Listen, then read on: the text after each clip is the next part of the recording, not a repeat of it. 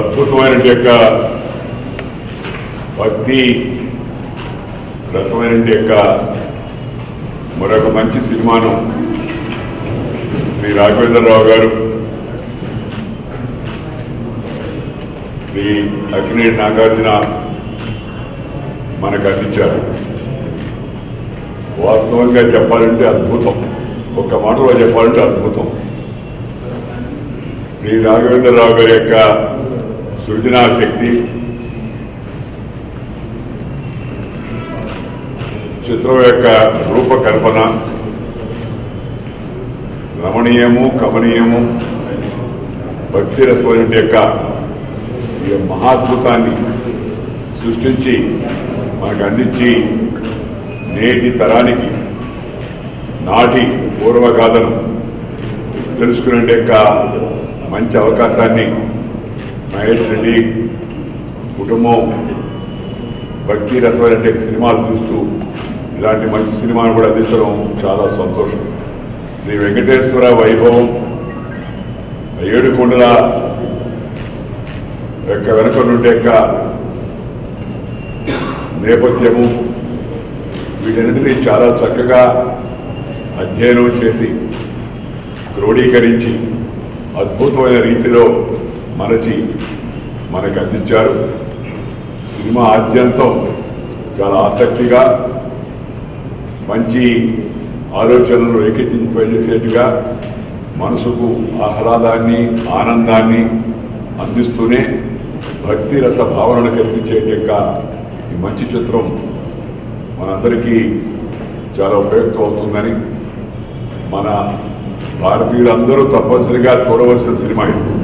Telugu cinema అని నాకు తెలుసు, కానీ భారతీయులందరూ ఈ బాలాజీ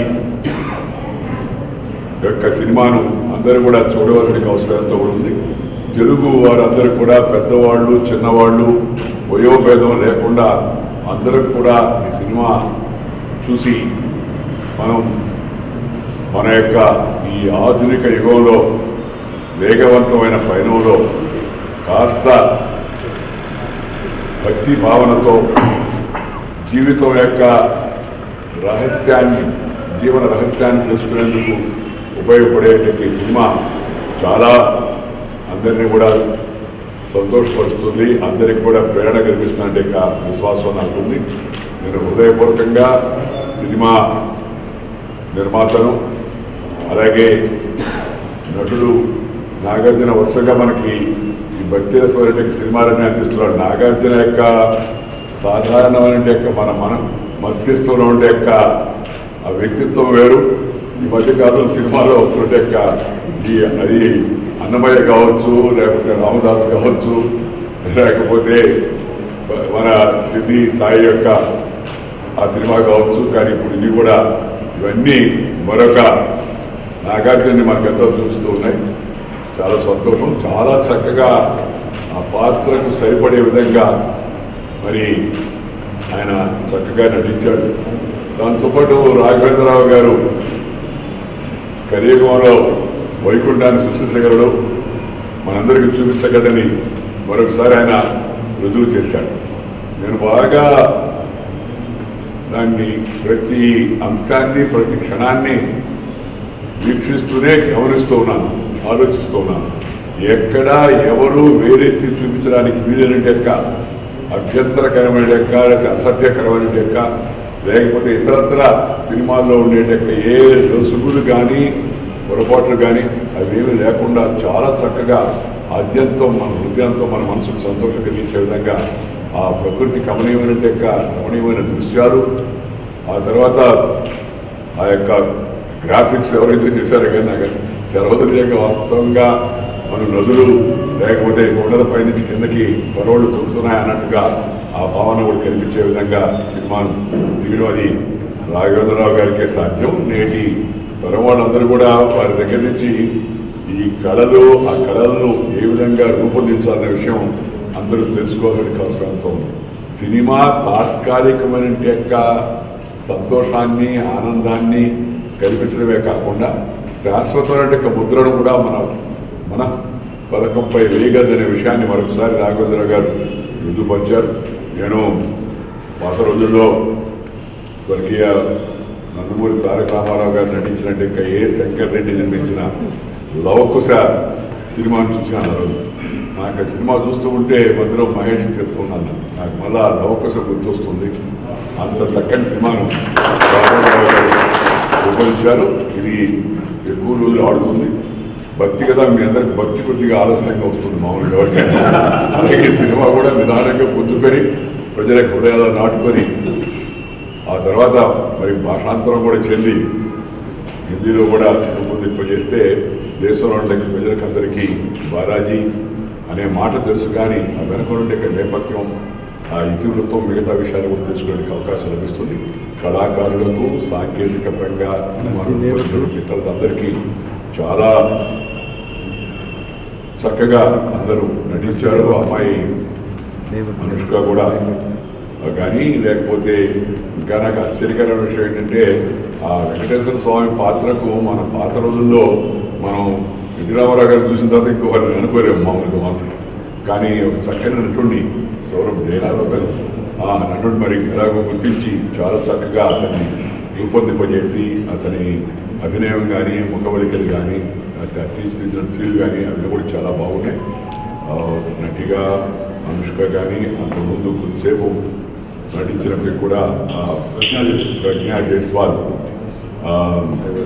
భవానియా ఆ పాత్రలో, అలాగే ఈ మన జగపతి బాబు కూడా ఈ మధ్య నాకు జగపతి బాబు అంటే వ్యక్తిగతంగా చాలా ఇష్టం, కానీ మధ్య వరుసగా సినిమాలో విలన్గా నటిస్తూ ఉన్నాడు. విలన్కి అతని మొహానికి సరిపోదు, మనస్తత్వానికి సరిపోదు. కానీ దీంట్లో కేవలం విలన్ కాకుండా మానసిక పరివర్తన మంచి పాత్రను చూపించారు. అందరికి కూడా నాకు మీరు మాట్లాడితే దేశం అంతా మా డిపార్ట్మెంట్ నిలుస్తుంది. ఈరోజు మన యూత్ చూసిన యూత్ను ఎంతో కొంత ఎక్స్పెక్ట్ అయ్యారు. వాళ్ళందరూ అనేది ఏంటంటే వాళ్ళు ఏం చెప్పారంటే మీరు అన్నట్టు ఆధునిక యుగంలో చాలా దేశానికి తీసుకెళ్తాను, బాగా చదువుకుంటున్నాను, బాగా ఏ దేశానికి నేను పురాణాలు కానీ చరిత్ర లిటరసీ సంపద కానీ నాకు ఉంది. ఈ సంపదను కూడా రాంగ్ ఇచ్చారు కెరియర్ నెక్స్ట్ జనరేషన్ పంచాల్సిన బాధ్యత మీకు ఉంది అంటే వాళ్ళు సింపుల్గా ఒకటే చెప్పారు. నిజంగా అంటే చూస్తే కానీ నాకు అర్థం కాలేదు ఇంత గొప్ప చరిత్ర అని. ఇది ఆల్రెడీ మన బుక్స్ చదవలేక ఏదో పాస్ అవ్వాలని ఈ గోడలో ఉంటుంది. పురాణాలను తీసి చదవటం చాలా కష్టంగా ఉంది. ఇలాంటి సినిమాలు కనుక తీస్తే 2 గంటల్లో మాకు చరిత్ర ఈజీగా అర్థమవుతుంది అని వాళ్ళు చెప్పినప్పుడు, మీరు ఇదే లాస్ట్ పిక్చర్ అని కొంతమంది అనుకుంటారు, మీరు సినిమాలు తీస్తాను ఉన్నారంటే నేనే తీయాలని లేదు. నేటి తరం డైరెక్టర్స్ కూడా ఎందుకంటే ఆల్రెడీ స్క్రిప్ట్స్ ఉన్నాయి కదా, వాళ్ళు కూడా బాగా తీయగలరు. సో మీ ద్వారా యువతకు కూడా ఒక మెసేజ్, రాంగ్ పిక్చర్ కెరియర్ ఈ ట్రాన్స్ఫర్ తీస్తే ఎవరు మన యొక్క సంస్కృతి సంప్రదాయ పురాణాలు ఇతిహాసాలతో ఉన్న గొప్పతనం ఇది కూడా బయోపిక్ లాంటిది. అంటే మనిషి దేవుడే దిగి వచ్చే వచ్చినా కూడా ఆశ్చర్యపడ అవసరం లేదు అని చెప్పానంటే యువతకు కూడా మెసేజ్. సంపద అంటే కేవలం భౌతికమైనది కాదు. కారు, ఫోను, ఇళ్ళు, లేకపోతే ఏసీ, లేకపోతే ఆభరణాలు అవే సంపద కాదు. ఆధ్యాత్మిక సంపద. మనసుని ఈ ఆభరణాలు ధరించిన దానికన్నా, ఈ పెద్ద పెద్ద కారులో వేగంగా పోయిన దానికన్నా, మంచి మంచి భోజనాలు చేసిన దానికన్నా ఈ ఆధ్యాత్మిక సంపద మరింత మనోవికాసాన్ని, ఉల్లాసాన్ని కలిగిస్తుంది. ప్రపంచం ఇవాళ భారతదేశం వైపు చూస్తుంది. ఎందుకంటే భారతదేశానికి ఆధ్యాత్మిక సంపద ఉంది, సంస్కృతి ఉంది. ఆది కాలం నుంచి, వేదకాలం నుంచి మన పూర్వీకులు జీవించి, అనుభవించి, రంగరించి మనకు అందించారు. చరిత్ర ఉంది, ఇతిహాసం ఉంది. అలాగే మన యొక్క పురాణాలు ఇవన్నీ కూడా మనకి అందించిన వారసత్వం అదే. అందుకని దాన్ని రాఘవేంద్రరావు గారు చెప్పారు, కొత్త తరం కూడా రూపొందించవచ్చు కానీ అని అంత సులభం కాదు. రాఘవేంద్రరావు గారిలో అద్భుతమైన యొక్క సృజనాత్మక శక్తి, కళా సృష్టి కల్పించిన శక్తి ఉంది. దాన్ని ఇతరులు కూడా తీసుకోవాల్సిన అవసరం ఉంది. రాఘవేంద్రరావు ఇంకా ఇలాంటి సినిమాలు అనేకం చేస్తారని, చేసి మనకి మన యొక్క చరిత్రలో, మన ఇతిహాసాల్లో, మన పురాణాల్లో ఉన్నటువంటి ఇతర విషయాలు కూడా మరింతగా రాబోయే రోజులు ఉంది. దాని యువత ముఖ్యంగా మనం తెలుసుకోవాల్సింది. జీవితం వేగంగా పోతుంది, ప్రపంచం వేగంగా నడుస్తుంది. Liberalisation, privatisation, globalisation.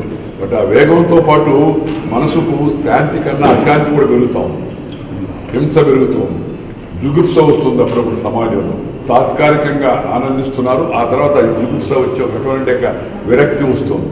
ఇలాంటి తరుణంలో మన మనసును ప్రశాంతంగా ఉంచాలి, మన జీవితానికి సరైన మార్గం చూపించాలంటే దానికి భక్తి మార్గం, ఆధ్యాత్మిక మార్గం. దానికి ఇలాంటి సినిమాలు మనందరం కూడా చూసి వాటిని ప్రోత్సహించాల్సిన అవసరం ఉంది. ముఖ్యంగా అందుకే చెప్పాను, అన్ని రకాల అన్ని స్థాయిల్లో ఉన్న వయసులో ఉన్న వాళ్ళందరూ, చిన్న పిల్లల దగ్గర నుంచి పెద్దవాళ్ళ వరకు అందరూ కూడా ఇలాంటి సినిమాలు చూసి వాటిని ప్రోత్సహిస్తే అది సమాజం మరింత శాంతిగా ఉండడానికి, మనసు కూడా శాంతిగా ఉండడానికి, అలాగే ఉల్లాసంతో పాటు మనకి ఒక రకమైన ఉత్సాహం, స్ఫూర్తి, మంచి మార్గాన్ని చూపించేది భక్తి మార్గం. అంటే ఏంది? మంచి మార్గాన్ని చూపించేది భక్తి మార్గం. దాన్ని మనందరం కూడా గుర్తుపెట్టుకొని ఆ విధంగా సినిమాలు ఇలాంటివన్నీ ప్రోత్సహించాలని ముఖ్యంగా నేను యువతరాన్ని అంతా కూడా కోరుతా ఉన్నాను. యువతరం ఇవాళ ఒక రకమైన యొక్క ఏమంటారు మీమాంసతో కొట్టుమిట్టాడుతూ ఉన్నారు. ఏంటి జీవితానికి పరమార్థం అంటే, జీవితానికి పరమార్థం కేవలం లాభార్జనే కాదు, జీవితానికి పరమార్థం మానసికమైన సంతోషము, ఆధ్యాత్మిక ఔన్నత్యం అనేది సినిమా యొక్క సందేశం. దాన్ని మనందరూ కూడా అర్థం చేసుకొని ముందుకు తీసుకెళ్లాల్సిన అవసరం. చక్కగా ఆరవి కూడా వరుసగా రాఘవేంద్ర గారితో కలిసి నడుస్తూ, ఈయన మాడక ముందు కూడా ఆయన మాటలు రాస్తూ మాట్లాడడం మొదలుపెట్టారు రాఘవేంద్ర గారు. మంచి సంతోషం. మంచి మాటలు రాసి వాటిని మనం గుర్తుకుంచుకునే విధంగా సందర్భోచితమైన యొక్క మాటలు రాయడం కూడా చిన్న విషయం కాదు. పైపించుకున్న ఈ వేగంలో పాత మాటలు, పాత పాటలు అవన్నీ గుర్తు రావడము, లేకపోతే సందర్భోచితంగా వాటిని ఉపయోగించడం కూడా చాలా ప్రత్యేకమైన కళ. వారిని కూడా నేను సందర్భంగా అభినందిస్తున్నాను. ఉత్తరప్రదేశ్కు నేను దత్తపుత్రుడైన ప్రధానమంత్రి అంటే దత్తపుత్రులు అవసరం లేదు అని కొంతమంది కాంగ్రెస్ జూనియర్ నాయకులు వ్యాఖ్యానించారు. నేను దేశానికే దత్తత కావాలని చెప్పి, ప్రధానమంత్రి కావాలని మనం విదేశాల నుంచి వచ్చిన వాళ్ళను స్వాగతించాలని వ్యాఖ్యానం చేసిన వాళ్ళు ఇవాళ ప్రపంచం మెచ్చి, దేశం నచ్చి, మంచి నాయకత్వం ఇంకేట ప్రధానమంత్రి ఉత్తరప్రదేశ్ నుంచి ఎంపీ అయ్యి ఆయన మాటల సందర్భంగా నేను ఉత్తరప్రదేశ్కి దత్తపుత్రుడు అంటే దానిపైన విపరీత వ్యాఖ్యానాలు చేయడం చాలా తప్పు. ఎందుకంటే ఈ దేశంలో వేషం, భాష వేరైనా మనమంతా భారతీయులం. ఆ భారతీయ భావనని, ఏకాత్మతని మనందరం కూడా కాపాడుకోవాల్సి ఉంది. రెండవది, నిన్న ఆర్మీ చీఫ్ ఆయన ఈ కాశ్మీర్లో రోజు రోజుకు పెరుగుతున్న వేర్పాటువాద ప్రవృత్తులను ఖండిస్తూ చాలా గట్టి సందేశాన్ని ఇచ్చాడు. దేశభక్తులందరూ, జాతీయవాదులందరూ దాన్ని స్వాగతించాల్సిన అవసరం ఉంది. దురదృష్టవశాత్తు ఓటు బ్యాంకు రాజకీయాల కోసమని దాన్ని కూడా కొంతమంది వివాదాస్పదం చేయడం, భారతదేశం యొక్క సైన్యాధిపతి యొక్క వ్యాఖ్యలు చాలా నిందనీయం, చాలా గర్హనీయం. దయచేసి ఇలాంటి తప్పుడు ఆలోచనలు, తప్పుడు వ్యాఖ్యానాలు చేసి ప్రతిదాన్ని రాజకీయం చేయొద్దని, ఈ దేశాన్ని పరిపాలించామని ఎక్కువ రోజుల పాటు మాకు అందరికన్నా అనుభవం ఉందనుకుని చెప్పే సీనియర్ కాంగ్రెస్ నాయకులకు, అలాగే వారి మిత్రులందరూ కూడా ఈ సందర్భంగా నేను సలహా ఇస్తున్నాను. తమిళనాడులో కొత్త ప్రభుత్వం ఏర్పడింది.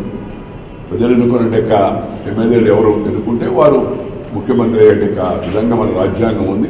అందుకని కొత్త ప్రభుత్వంతో కలిసి పనిచేస్తుంది కేంద్ర ప్రభుత్వం, సహకారం అందిస్తుంది. ఎందుకంటే తమిళనాడు యొక్క భవిష్యత్తు ముఖ్యం. ప్రధానమంత్రి గారు కూడా అందుకే ముఖ్యమంత్రి గారి శుభాకాంక్షలు అందజేశారు. ఏడీఎంకే వాళ్ళు ఎవరు నాయకుడు ఎన్నుకోవాలా, ఎవరు ముఖ్యమంత్రి బాగుంటుందని మన చేతుల్లో లేదు కాదు, బీజేపీకి సంబంధం లేదు. ఎందుకంటే అక్కడ అసెంబ్లీలో బీజేపీ పాత్ర లేదు. అందుకని కొత్త ప్రభుత్వానికి కేంద్రం సహకారం అందిస్తుంది. తమిళనాడు యొక్క అభ్యున్నతి కోసం నిజాయితీగా, నీతిగా ప్రభుత్వం నడుస్తూ ముందుకు వెళితే కేంద్రం కూడా వారికి కావాల్సిన అన్ని రకాల సహాయం కూడా అందిస్తుంది.